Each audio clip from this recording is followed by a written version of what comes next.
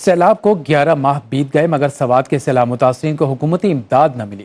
تباہ حال لوگ ابھی بھی ریلیف کے منتظر ہیں۔ مزید جانتے ہیں عبداللہ شیرین سے۔ جی عبداللہ بتائیے گا۔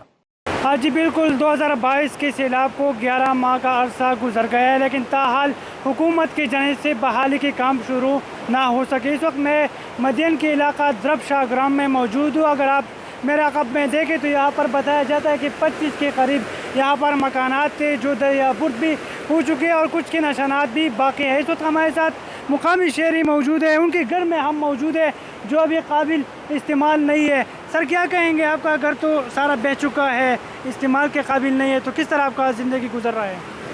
السلام علیکم، میرا نام سید نعمان ہے، درب شاہ گرام کا رہنے والا ہوں، اور 26 اگست 2022 میں ہمارا گھر فلی واشڈ ہو گیا، تو اب یہ رہنے کی بھی لائق نہیں ہے اور دوبارہ بھی ہم یہاں گھر نہیں بنا سکتے۔ تو بہت مشکلات ہے، کیونکہ ایک جگہ سیٹلمنٹ ہو کے پھر دوسری جگہ جانا اور وہاں پر زیرو سے سٹارٹ لینا، تو یہ بہت مشکل ہوتا ہے، کیونکہ وہاں پر پھر کرائے کے گھر میں رہنا، پہلے آپ اپنے گھر میں تھے، تو بہت مشکلات ہے۔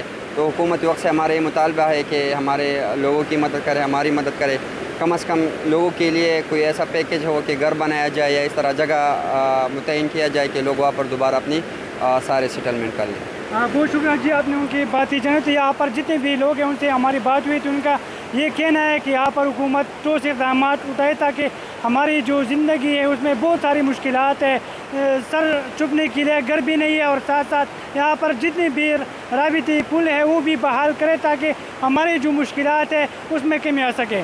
جی